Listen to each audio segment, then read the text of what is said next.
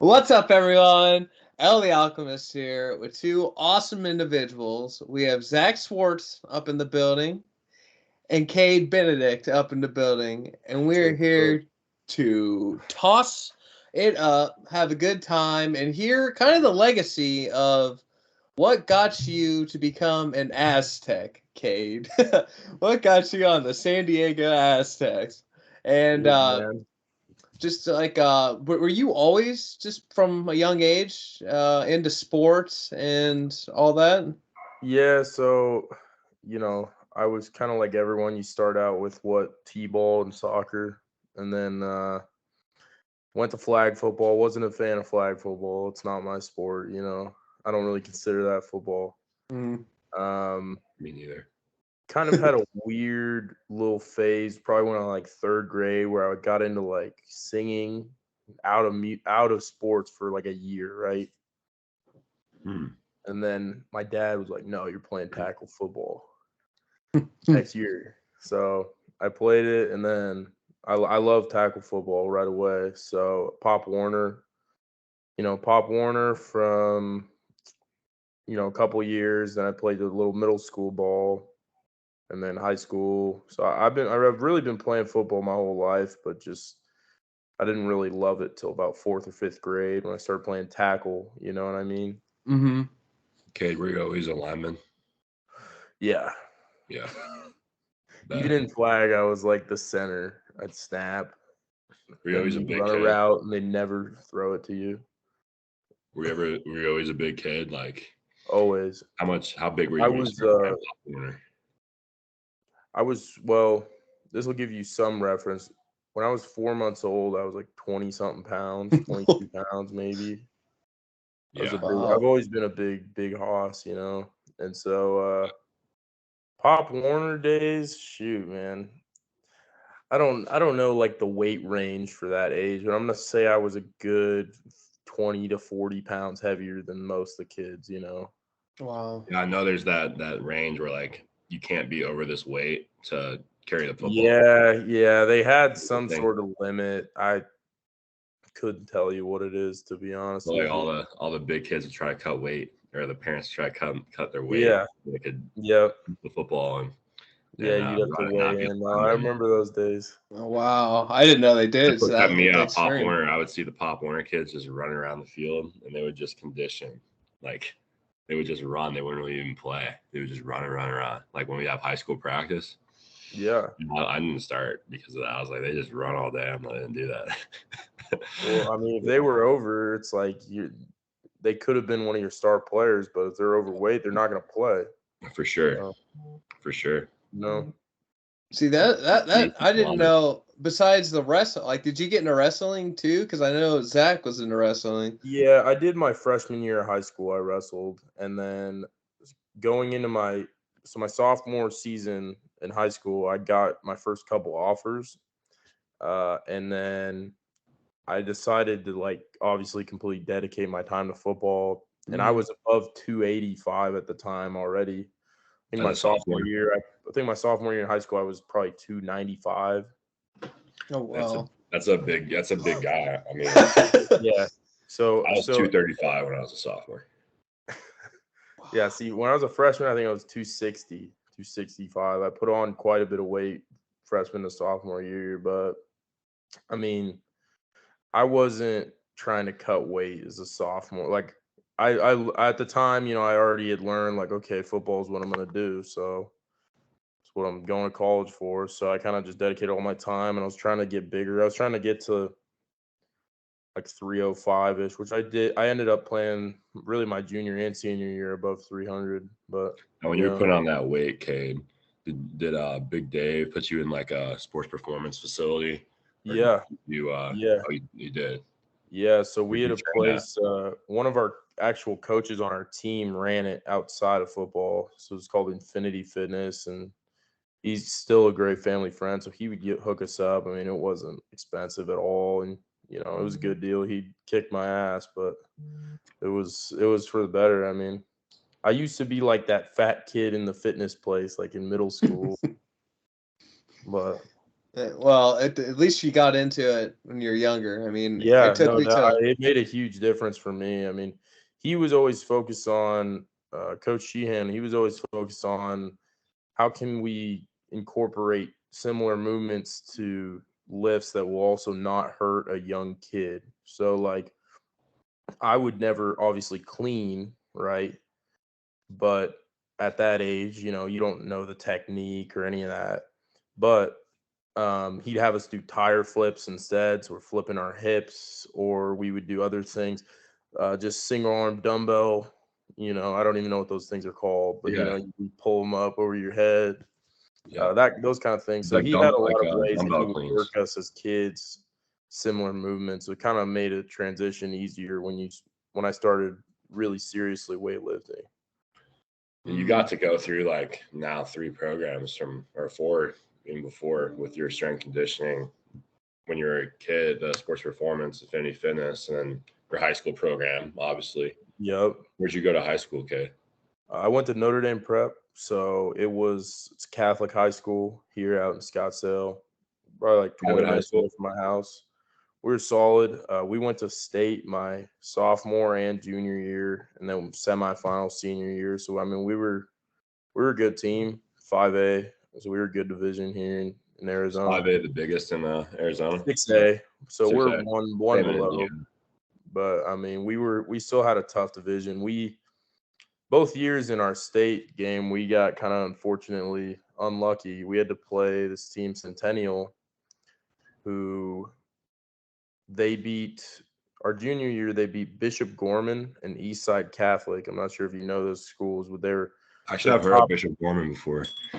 They're top 5 to 7 high school schools in the nation. This team would play like crazy teams all across. I mean, we had no business being in that game. Like, what was the score? Oh, dude.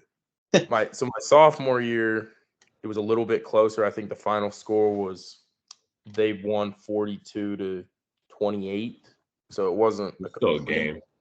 Yeah, they kind of took it away at the end, but it was still a game, you know.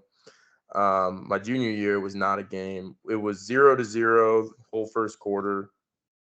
What they actually did, their game plan was they just took me out of the game.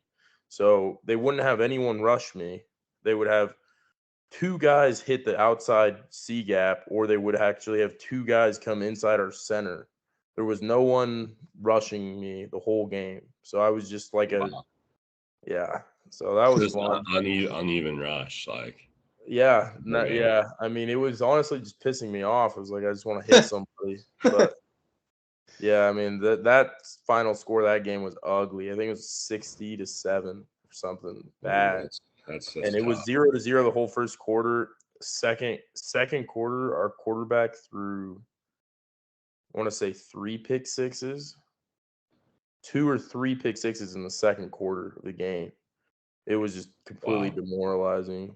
Did you play tackle in high school? Yeah, so my sophomore year I played right tackle, and then my junior year they had me play right guard all year. Because that same coach that trained me, he knew, he was like, when you play in college, you're gonna play inside. Right, you can really kind of tell who's either gonna be a tackle or a guard. Yeah, no doubt. Just how tall you are, your height, like what they're looking for. If you have the tenacity, if you're mean, strong, like they need someone like you to block those big interior D linemen. Like no doubt. So he knew right away, and so he got me pulling. We would pull all the time, always pulling in high school, and I became pretty good at it. So they liked me at guard, and then explain what pulling is, Cade, just so for anyone in the you guys world or whoever else is listening. So I guess everyone doesn't know the football world. Pulling is basically when my big ass gets out of my stance and runs across the other side of the line and just full speed clocks the D end, or a blitzing linebacker, safety, whoever it is. It's like a full speed collision, really. That's all it is. But my senior year, I played a bit of left tackle when we needed, but we had a guy that could play there. So I wasn't there were a couple games where the guy was hurt, so I had to play. But otherwise, they kept me at guard because I knew that's what I was playing in college, and my coaches were smart about that. So I'm glad that honestly helped me because I know a lot of people have struggled, either transitioning from guard to tackle or tackle to guard in college. So I feel like most O-line coaches or recruiting coaches, they almost always significantly just recruit the tackle with the mind of moving them to the inside, whether center or guard. yeah, Like, yeah. I mean, a lot. Sometimes it's hard to crack the lineup if you just play like center or guard exclusively. They want to No see doubt. because usually they put their best lineman as the left tackle or right tackle. Yeah. So how do you? We didn't need it. My junior year, we were pretty legit O-line. Even my senior year too, we were really good. My junior year, I think we probably gave up 3 sacks all year, the whole O-line. I mean, we were good. We were a solid group. But yeah, anyone else you play with go play next level, Cade? Yeah, quite a bit. So my junior year, we had a guy named Jake Smith. He plays now at ASU. He's been to a couple schools. So he started off at Texas, started as a true freshman, was balling. I think he had like 800 yards his freshman year. He's a stud. He's a slot kind of guy. He was a stud, and then he went to USC. And then he got hurt, and so he's now back at ASU. And then my senior year, we had 6 other dudes, and not including me, that we all went D1. That's a good team. That's a good squad. Our entire front 7 on defense was, including me, were all D1. So the DN, Spencer, my buddy, he played at West Point. Yeah. I played inside. And I'll tell you what, man. West Point is one of the greatest fan experiences, games to go to. Oh yeah. I would recommend anyone to go to West Point, and if they can see a game, because I saw Danny and Tommy play there. When was it? 2019.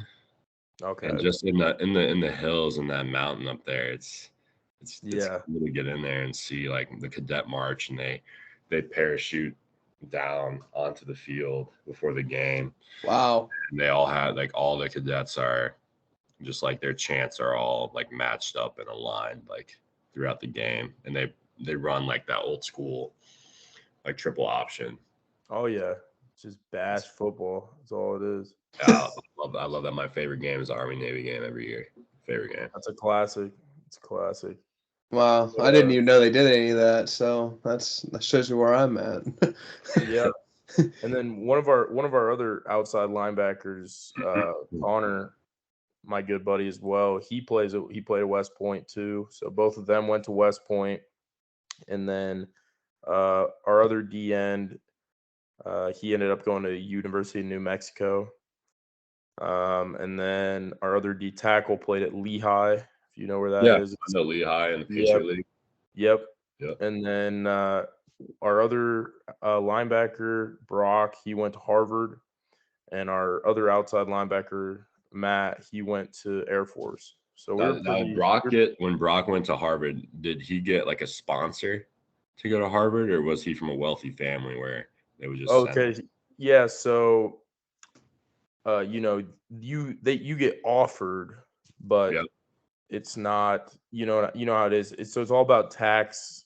So it's depending on how much money. Tax bracket where you're at, whether they give you a sponsor to aid you to go there. So I think he got a bit of one, but his parents were able to take care of it for the most part. So yeah. Now when it comes you getting recruited, is it what team, what they're looking for in a player, or is it a what you've been playing or your size and what they think they can slot you in at, or is it just kind of random? What's your? I would say, all these coaches, they have a plan in their mind. They come in there, they go, okay, in 2 years, so and so are going to graduate. So I need someone to fill their spots in either the 2 deep, or one of them needs to step up to be a 1. You know what I mean? Mm-hmm. So when they're talking about one of them needs to be a starter by their 2nd year, so that's just really how coaches' minds work. So they're like, well, I'm going to need more guards this year, more guard type bodies, center type builds, or they might be low on tackles. So they're going to recruit more tackle type builds. So, I mean, I think there was a couple schools. I ended up getting pretty heavily recruited. I think I had 24 or 5 offers out of high school. I had quite a bit. That's Wow. incredible. That's And, but my thing is there were a few schools where they told me, they were like, we would have offered you, but we already have all our guards like set in stone in the class, or they didn't need guards. They only needed tackles just because they had a surplus of them already, Which schools told you that, okay? Wisconsin told me that. Trying to think who else. And probably Boston College, I believe. Both those schools. Yeah. I wouldn't have gone to either of them, so man, it wasn't a big deal. But Wisconsin's a good lineman school, man. Oh, no doubt. I mean, not bagging on it. It's just I couldn't live in that cold. Yeah. That's the thing that's like me and Layden, like we grew up in the Midwest, like growing out, like we grew up in the cold, and it's a different kind of lifestyle, man. Like you guys get a lot of outside time, a lot more time like in the field and training, and no doubt. really train more of the year than we got indoor facilities for sure, but regardless, dude, the snow is the snow. You know what I mean? Like it can be all right, but like it just comes to warm all year round. Like, is it pretty nice down there in San Diego? Like, it's just pretty much clean, warm. I would say if you were to say what's the average temperature all year round, it's probably 70 degrees. Wow. With an ocean breeze. It's pretty ridiculous down there. That's sexy good. Like, yeah. Now, did you go there? It can't be beat. I'll tell you that. It can't be beat, especially in fall camp when you're like, just it's practice number 5 or 6 in a row the week. Go outside, you feel a nice ocean breeze, 70 degrees. Can't complain, dude. Yeah. Now, did you go there for morale high? Did you just go there for the football, or was there also the school system? Like, yeah, I mean both. I've honestly always looked at school like if I needed to have it, if I need to have it there, like I'm gonna study and I'm gonna do what I need to do. But I'm trying to get to the next level. But if that doesn't work out, obviously I'll have a backup plan. But yeah, I mean the schooling there is great. It's a really good school. It's a tier 1 research school actually, and I believe it's got like a 35 or 34% acceptance rate. It's pretty good school. And so that's just the perk of it. But let's start with your journey though, okay? Because you went to OK State first, and what kind of led you to pick OK State over your other like 25 offers? Yeah, for sure. So let's take it back. Probably I was trying to get my high school recruiting done, set in stone. I wanted to be committed before my senior season. Because I had gotten my first offer I got offered by Syracuse in my sophomore year, probably October of my sophomore year. And then I got Arizona State, Arizona, Iowa State. Those kind of schools were some of my first offers, coming out of high school. Yeah. And I always knew I didn't want to play in Arizona for the very fact of a lot of these teams. First of all, Arizona State are not good programs. And I don't know. I kind of wanted to be different. It's like I have all these opportunities. Like I might as well go try something else. Because if I was a normal student, I would have ended up at one of those schools. You know what I mean? Right. Yeah. Right. So that was kind of my always mindset. I wanted to play out of state too, like Cade. It's something you kind of want to branch out a little bit and see something new and experience No doubt. than what you've lived in for a while if you have the opportunity. Yeah, for sure. And I mean, it was for me, like I just liked the culture of, like you said, you're saying Oklahoma State. I liked the cowboy culture. I thought it was very different. I was just looking for something different at that time in my life. When you met the it was coach, probably the most polar opposite from where I grew up. You know, I grew up in Arizona, Phoenix, Scottsdale area. Very polar opposite. Stillwater is a town of 30,000 people, maybe. You know, like right. I grew up in like everything's on one area. So I mean, it was just different. It was I'm definitely glad I went. I mean, I made some great buddies. I had some great experiences there. It just it didn't end up being the right fit for me, but I mean that's fine. It was what it was, you know. And I definitely think I learned a lot and grew up a lot out of that experience for sure.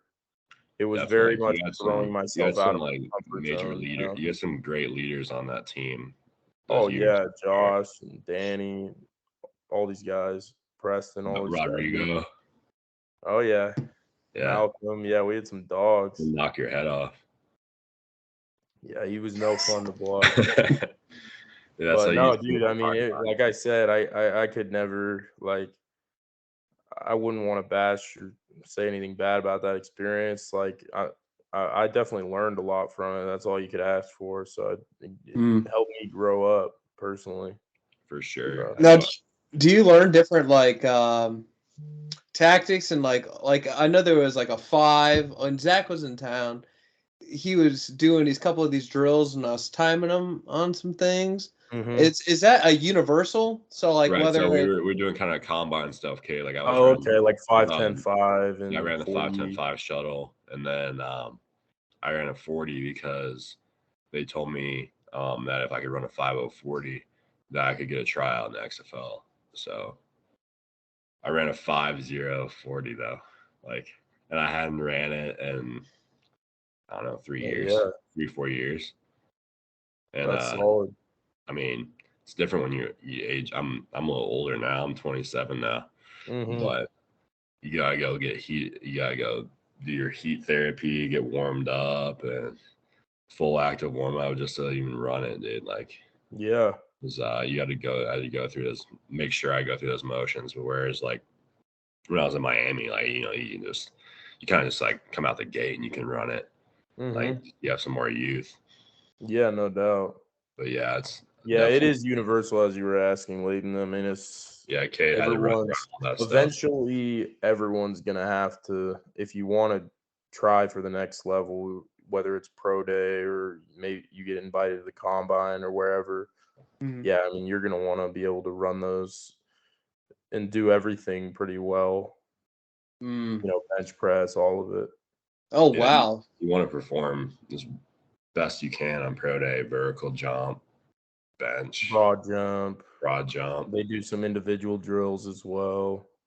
Oh wow! They work you in the individual drills, especially if you're the only one or two old linemen coming out for pro day. They just go back to back to back to back. You just work the whole time. Like Josh was exhausted on his pro day. Oh yeah, I bet. Wow. Kind of reminds me of the military, honestly. You got to be able to get through these couple things, and then you're able to be possibly allowed to join in. Well, I was thinking the Marines. That's the one thing too. Like football players, sometimes it's hard. It's hard to build that endurance because you go very intensely for the play, however long it is, 5-10 seconds. And then you get a break unless they go tempo. But I mean, someone like you, Leighton, you run those ultra marathons and those Spartan races and stuff. It's a whole another ball game. That's all endurance. That's for sure endurance. But when it comes to blitz and stuff, I mean, dude, I saw how quick you get going, Zach, and you be going fast as shit, man. Run across the field. I didn't realize you could run as quick as you can, and that's the thing. When it comes to football, it's like explosiveness. It's like your twitch. It's different. Twitch, yep. And I really wasn't even going that fast, Leighton. you should. I mean, there's guys that can run 4.3 40s, like smaller guys, but like Still, man. I mean, the game is like predominantly all speed now, unless you're an interior guy, Cade. Like, Yeah. like, so is that like so when it comes like you going after something, are you just really like for what you're doing, lineman? Are you just like I just got to be big? I don't need to be a certain weight. I just have to be a tank essentially, and then that's kind of the mindset going in. Or like, have you ever had to cut weight for something? Yeah, I wouldn't necessarily call it cutting weight. I would call it like changing my body. Because a lot of times it would be, okay, I'm going to try to burn some fat and put that weight back on with muscle. I've managed to stay my entire collegiate career. I've been anywhere from probably 305 to 325 in that range. Just back and forth for whatever reason, whether I was trying to lose weight or just naturally happened. Being out in the field, sweating buckets, it happens. I mean, there'll be practices where you come back in, you lost 7 pounds. It's like, oh, okay. Like, yeah. plus, you're just like growing up and maturing too, so your body is. Yeah. I mean, my body. I was actually just recently looking at pictures from when I was a freshman.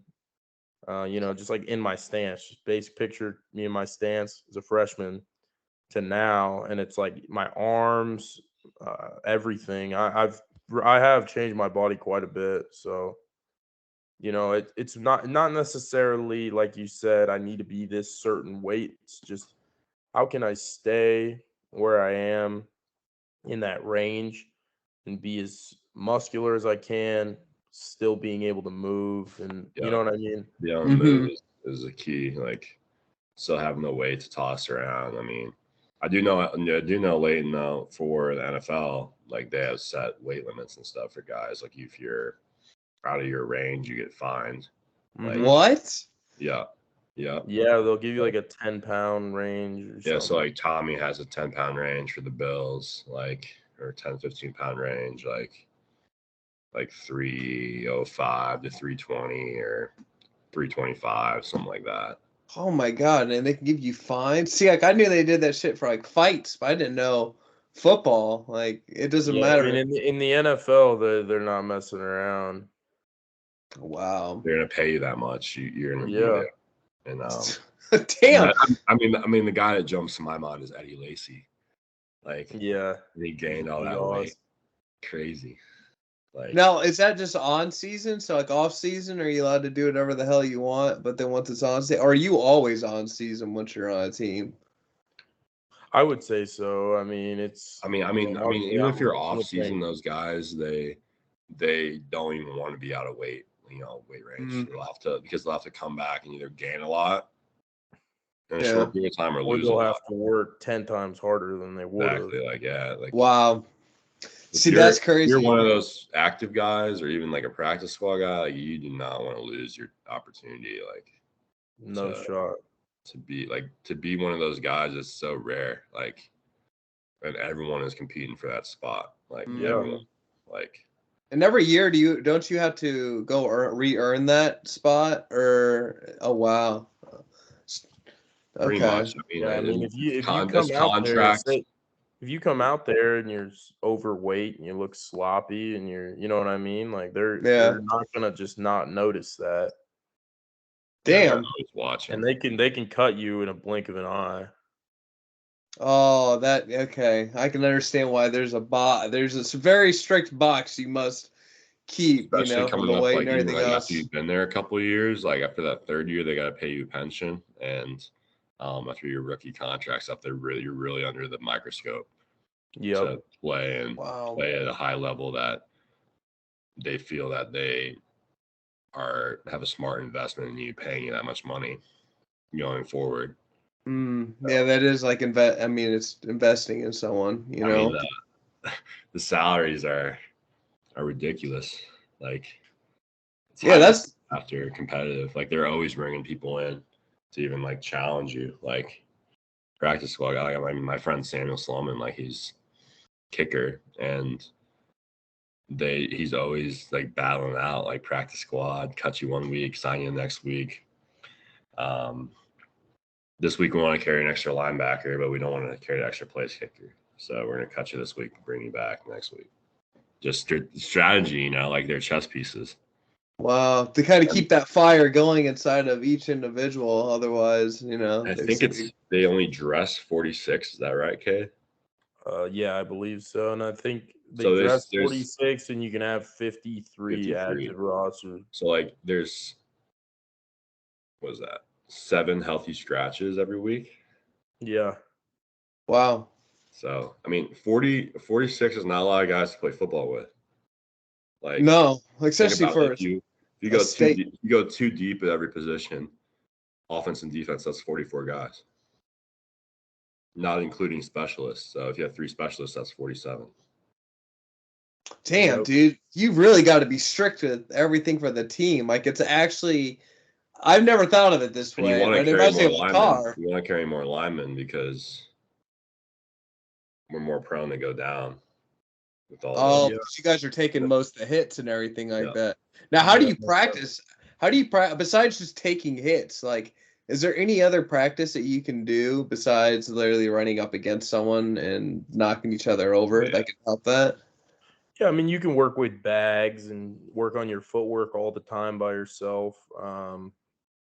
You jog through, you know, like you can work on like the blitz pickup. You can work on like your run, your run tracks. Like, it doesn't necessarily have to be contact all the time.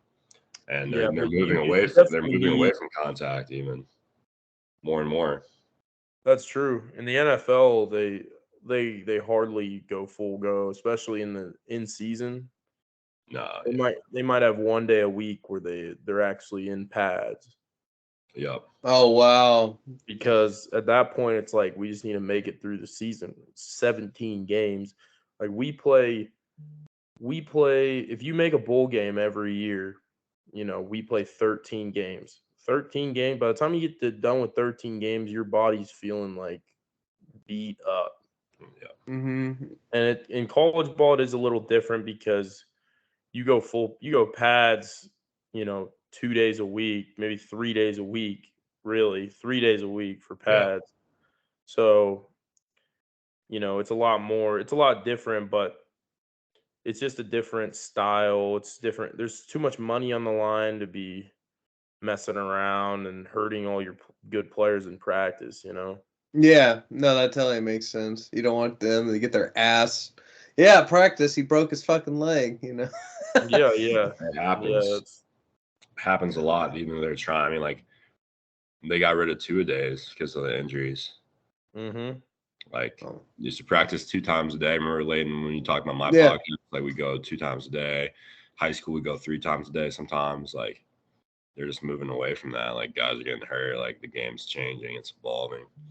Now, when you said, like, they're moving away towards, because I heard you talking about the flag football, are they moving away towards people just, like, in general when it comes to, like, football, like, for high schools and everything like that, like, kind of getting away from physicality? Or are you just talking about training processes in general? I mean, kind of both, because, like, now you can't hit people like you could hit people in the 80s. You know what I mean? Like, there's targeting, there's they moved the kickoffs up to was it 35K? Yeah, 35. It used to be on like the 30. Like, so there's less kickoffs, like, and there's more touchbacks, so there's not as many returns because guys would get hurt like crazy because you're running full speed into a wedge, like trying to protect. Oh yeah. For the KOR team, the KOR team is like forming a wedge to try and return the kick as far as they can, and the kickoff team is running full speed down the field trying to break that wedge and bring the ball carrier down. You know, like, that makes total sense. There's a lot of high level impacts in that play. Yeah, I mean, two rhinoceroses running at each other at full blast. We did it one time when I was younger. At my high school, like, it wasn't as organized as college. Like, you know, they didn't assign like scout team kickoff or whatnot. So we'd be out there, you know, hey, we need 2 more guys for scout kickoff. And, you know, high school, like, not everyone's just out there. Like, I don't want to run down against the ones or whatnot. So I'm waiting 5 minutes or whatever. Coach just yelling. I'm like, screw it, I'll run out there. And I was like the first guy next to the kicker, like right in the middle. I just ran down. They formed the wedge, and I just brought it, and I like laid out a starting safety. Like I hit him so hard, like we both fell over. I fell forward. I hit him so hard, and Gunner was out for 2 weeks with a concussion. It's like just stuff like that. You know what I mean? Like they just they literally like run down. They work on their tracks. They work on their pursuit. Like all that, and you don't have to necessarily go full speed to learn what you have to do in game time when you have to go full speed. Now, Cade, if someone was watching this and they would love to know like what they should work on, let's say they're in middle school or high school, to build up their to get on like a better competitive team or a certain college, is there anything that you'd say you did that is a little bit different from what everyone else did that gets you where you're at? I mean, you know, I would say in high school, I wasn't necessarily driven the way I am now. Let's put it that way, because I just knew, okay, I'm playing college football. Like, I got to work out and I got to be in the best shape I can, you know, trying to perform. But now it's a completely different mindset. It's like, this is my livelihood. You know what I mean? Yeah. This is what I do. So I'm not necessarily sure I would say that, because I was really, you know, there's a lot of days where you don't want to do it. You're like, you wake up, you're like, this sucks. I feel like crap. My body hurts, you know. But I mean, in high school, it was more, well, I have this place I got to go to in the off season, and I have these certain days that I'm signed up to go. So it's like, I'm not going to not go. Whereas now it's more on me personally, right? Like right now I'm home for spring break. I'm in Arizona, and it's like, it's all on me to go to the gym and get my work done, you know? Like, I know everything I need to do now. It's like, I've been in the gym for the last, who knows, 8 years of my life, 10 years of my life, really. And it's like, I know exactly what I need to do to be in the shape that I can. But I mean, like you were saying, say to anyone, I mean, I would just say high protein. Make sure you're getting cardio in too. I feel like I kind of neglected cardio a little bit as a younger kid. I thought, oh no, I don't need to run on the treadmill. Like, I don't need to do this. You know, like I just want to bench, squat. You know what I mean? Like, Yeah. So I would say that's definitely something to for sure focus on, because when you get to college, I mean, conditioning is no joke. I mean, I remember hearing even a little bit about the hell Zach went through and what they made him do, even when his legs and everything else wasn't working right. They're still cracking him, you know? Oh yeah, I mean, they're very probably the worst thing you could be in college is injured. Your coach is pissed off about it. You know, there's less guys out there now. The trainers are pissed off about it because they're getting yelled at by the coach.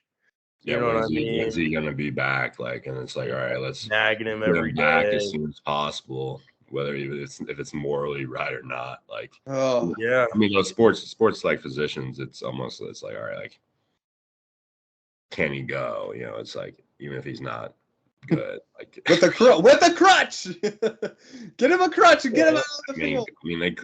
I think now it's a little, they're under more like close scrutiny for playing guys with crazy injuries, like, you know, like Tua, and that guy lost his job for playing Tua after that crazy. I would say the NFL is under a lot more scrutiny. I think college is still. Yeah, they get away with a lot. You're right, Cade. I think college is still very much like that. At least from my experience, it's unless you're literally you can't walk, like I mean, there's obviously other injuries, limbs, arms. I mean, I feel like there's injuries, like, and then there's like wounded. So like, yeah, no doubt. Like, hey, I broke my finger. Like, yeah, like you can play through. Like, I'm gonna play through that. Like, like I have a partially torn labrum. I'm gonna play through that. You know what I mean? Yeah. Oh, no doubt. And there's things like, all right, like I tore my ACL. Like you probably shouldn't play through that. Like yeah, no. like broke my ankle. Like probably shouldn't play through that. Like exactly. I can tell you now, I'm only 27, but I feel like I'm 50. Like just from the wear and tear. Like the wear and tear is like you don't feel it yet, even like. You know, yeah, dude. Your back goes, your knees go, like. But I mean, that's the part of the thing too. Like, I'm glad I adopted like kind of like the David Goggins. Don't be a part-time savage. Just like, I have these things, but like, what are you gonna do? Like, you shouldn't sit there. Like, no, you gotta like keep working. You gotta keep working through it. Like, find new ways to like exercise and be healthy and all that. You know, like do you do anything special for recovery, like ice showers or yoga or anything? I love the cold showers. Ice bath, cold showers are great. Cold showers are amazing. Like the dopamine that hits your neuroreceptors is off the charts. I was just listening to like Andrew Huberman talk about that, and it just makes you want to do it even more. Like every day. Yeah. Oh, dude, 100%. But as for that, so just body maintenance becomes more as you get older, and like it's harder to get yourself to that level to play the older you get. Like after a certain age, like you have to put that much more time and effort in your body to get you to perform that high level. Like I feel like but I mean, if you take care of yourself, the part of it's just being lucky, like you have freak things like you get rolled up on, like a running back runs into your legs and you're engaged with the D lineman, like, and he throws you, he torques you, and then like your ankle just cracks in half. Like, I mean, it's like stuff like you can't control that. Like, hey, he falls in your legs. Like, you gotta be lucky too. It's part of it. Yeah, there's especially, I mean, in the trenches, there's just people falling. It's just piles. Just it's not. It's unpredictable.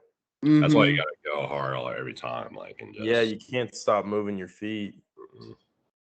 I would say for like a young guy though, Layden, like I would say like be a professional, even in high school. Like take everything seriously, like practice like smart as hard as you can, train like efficiently, you know what I mean? Like take it serious, like right off the bat. You're not gonna know everything, but go out and find a good strength and conditioning coach, even outside your high school program. I would say that.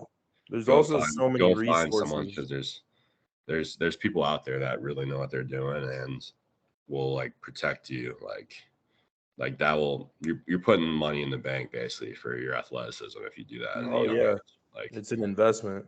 Like brick by brick, like day by day. Like it's really a marathon. Like there's also so many resources you can find online. Super smart people who either played football, trained football players.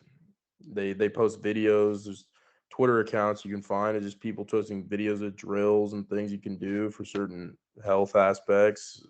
All about football. I mean, so it's just really probably easier now than it really was 20 years ago to really find, because of all the social media and stuff. I mean, you can really find anyone that will help you. And basically getting the right coaches, getting the right things so you can become exactly your greatest sculpted type of self, and then keeping stretching and other things too, like you said, like cardio and all that, and just keeping all that inside the loop so you can be able to keep running consistency, and efficiently, instead of freaking where I was in high school or doing one lap around before rugby practice. I thought was horrible, but we gotta talk about how bad I was in high school. I didn't start working out until I was 21, so it took me a while before I got that. But I mean, I will say, like, just like you doing something athletic for your life and everything like that, at least you're able to have that sense of not only that dopamine you get in your physical body, but just like to be able to do something you have that passion about. And that's what I think is like really, really cool. You're able to really capitalize on your abilities to be able to go achieve what you want to. That's something that you're passionate about, dude. So like I really, really, really think that's badass, dude. So fuck yeah on that. I did have one more question, and this is a total wrench, totally not football related. Well, good. But have you had any paranormal experience that you'd like to tell us about? I can't say. Oh, you know what? No, I have had one. Yeah. I have had one. And there's kind of a weird story attached to this.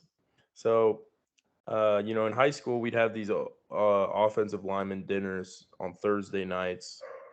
All the moms had like a big group chat, and they'd like arrange like, oh, this Thursday, this mom is gonna do it, and this Thursday, this mom's gonna cook dinner, bring us somewhere, whatever, Just kind of a cool tradition we had.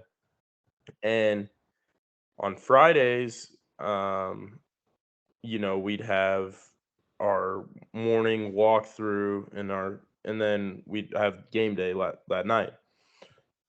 So Thursday night, one time I was driving home from one of these lineman dinners. It was probably a 20-minute drive from my house or something. And I used to drive a Dodge Challenger at the time. And As a high school kid, you had a Dodge Challenger? I did like a 2013. Yeah. Oh, that's sick, dude.